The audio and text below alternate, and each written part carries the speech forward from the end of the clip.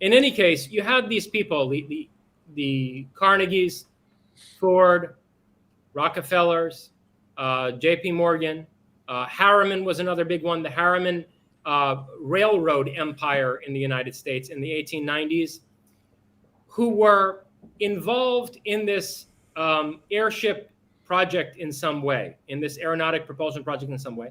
And as I point out in Closer Encounters, the same people were also ardent advocates of eugenics. So a lot of people don't know that, Nazi Germany, Adolf Hitler in particular, modeled all of the German eugenics laws on eugenics policy in the United States of America. The United States of America in the 1890s to the 1920s was the world's leader in eugenics. Together with Sweden and a few other countries that you'd never suspect, right, were basically leading laboratories for social engineering through eugenics. And if you look at the court decisions made in Britain and the Supreme Court decisions in the United States from that period, you can see that there's an elite, an Anglo-American elite in particular, that is pursuing the policy of the creation of essentially what they themselves call, quote, a Nordic master race, unquote. And this is where I start to put together a number of lines of extremely disturbing evidence in Closer Encounters that converge on a really horrifying conclusion. So to take a step back, for a minute and look at that conclusion in a big picture way, think about it like this.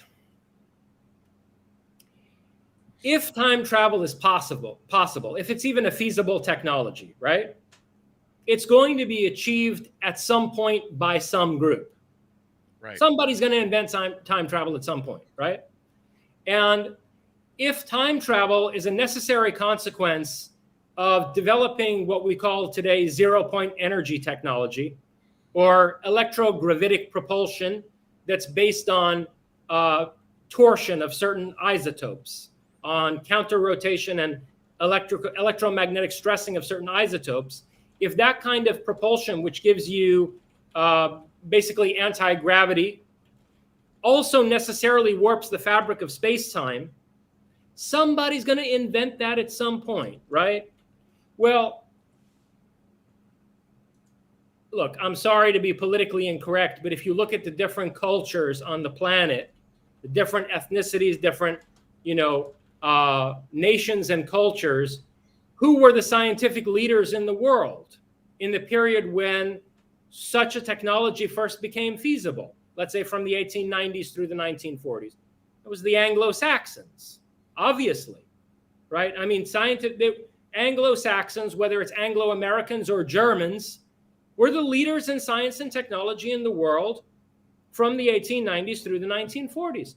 So they're liable to be the ones who invented. And then you've got all these elites in America, Britain, and then later in Germany, who are trying to pursue the development of this, quote, Nordic master race, unquote, through eugenics. Well, gee, I wonder why it is that so many of these UFO pilots look like 7-foot-tall Swedes from out of an SS recruitment advertisement. Well, that is a very interesting thing that you were bringing up in your book.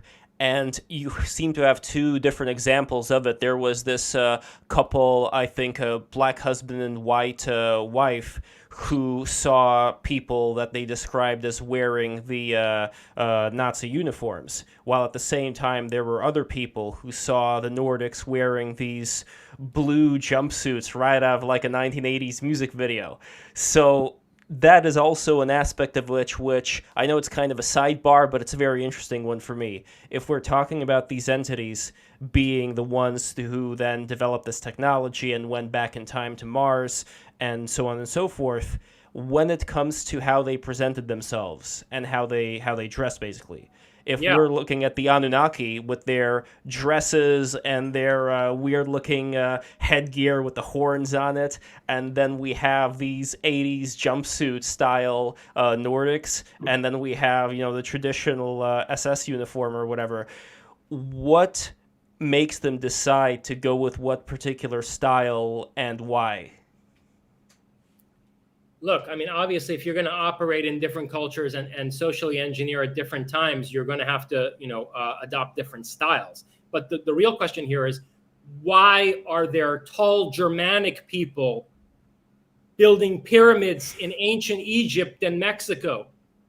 I mean, like, not in the historical period that we've been told those structures were built. I mean, 12,000 years ago. What the hell were those people doing there? Why is it that the Mayans tell us that Quetzalcoatl and his comrades were tall white people with flowing red hair, right? I mean, what is this about? How come this is what's preserved in the records of Manetho, the ancient Egyptian histories about the, what do they call it, pre-pharaonic dynasties, right? The Shamasu-Hor in Egypt. Why is this true all over the planet, that you have these tall white civilizer gods, which today nobody wants to talk about because of, I don't know, critical race theory and identity politics and whatever, right? You mentioned the case of Betty and Barney Hill. There are much stranger cases than that.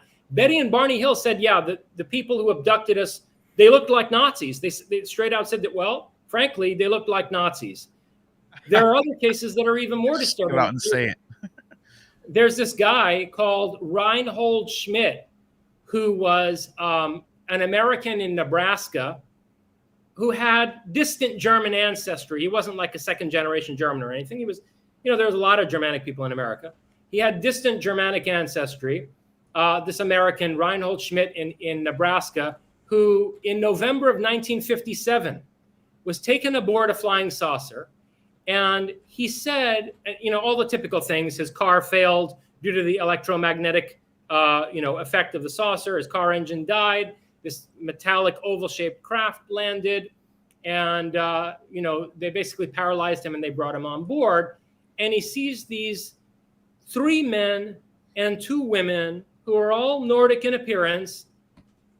And they're speaking to one another as if they expect that he won't understand them, because as far as they're concerned, he's just another American yokel. But he knew enough German to recognize that not only were they speaking German, they were speaking High German. What the hell is this about? And then why is it the case that if you look at all of the major contactees of the 1950s, all of whom, by the way, are named George for some peculiar reason, or took the name George Adamski, George Van Tassel, George Hunt Williamson, okay? They're all advancing these narratives that are racist and fascist. And they have, in some cases, very direct connections to fascist organizations. Like, for example, George Hunt Williamson, which, by the way, wasn't his real name. Again, why did they take this name George? George Hunt Williamson, whose real name was Michel Dobranovich, was a military intelligence officer who used to work for William Dudley Pelley. William Dudley Pelley in the 1930s was an American Nazi party leader, a leader of an organization called the Silver Shirts, who were pro-Hitler and who wanted to establish essentially a Nazi government in America. And the guy who later rebranded himself George Hunt Williamson and was a close associate of George Adamski, he basically edited the magazine for the William Dudley Pelley organization, the Silver Shirts organization. And their ideology was that essentially this white race came from space, and it found a group of primitive hominids on the planet, and some group of these ancient astronauts got stranded here and had sex with the natives, and all the non-white races basically were spawned by this illicit, fornication of the Space Brothers with the native hominin population of the planet. And that the way to bring peace and harmony back to Earth was to purify the human population again. And then you go to George Van Tassel, and George Van Tassel has got an airstrip out in Big Rock in California, where none other than Howard Hughes is coming, landing his private plane on this airstrip on the weekends to come eat Van Tassel's wife's pie. Wow. And this is what's going on. And Howard Hughes, right? And Howard Hughes is coming to visit this guy. He's that well connected. And Van Tassel is advocating exactly the same ideology. that basically this white race came from space and it mixed with hominins here, and various inferior races were created, and so a caste system had to be constructed, and so on and so forth. And by the way, the house that Van Tassel lived in Big Rock used to be the lair of a Nazi agent operating in California during World War II. And the feds closed in on this guy at one point, and this Nazi operative had all these explosives stored up in this underground, basically rock-carved lair.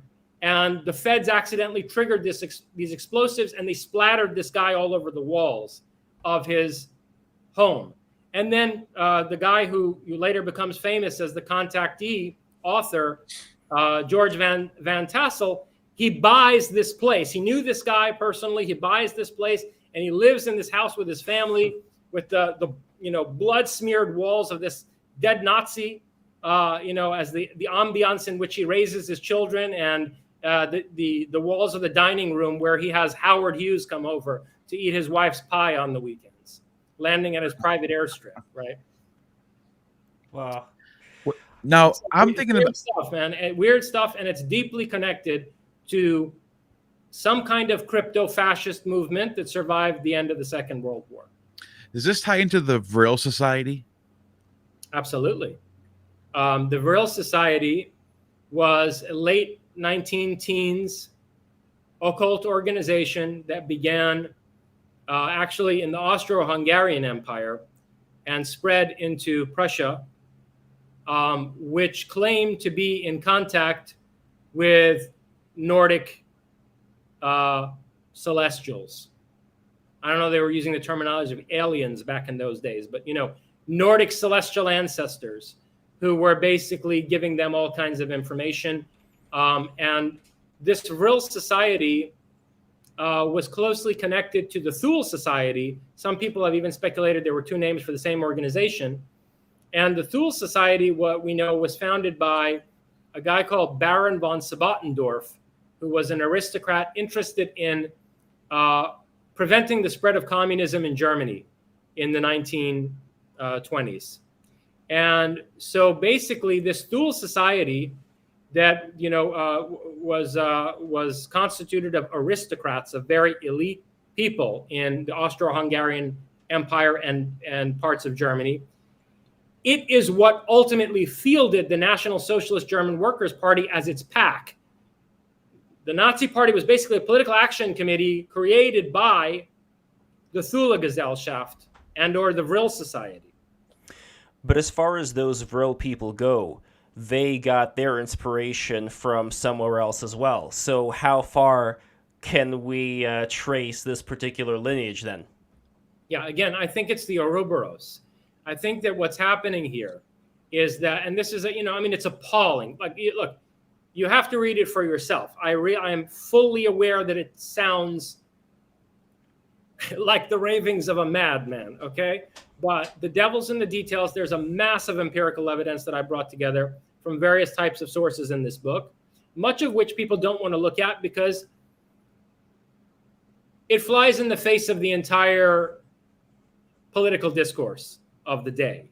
Okay, nobody wants to believe that we're in a world dominated by time-traveling Nazis.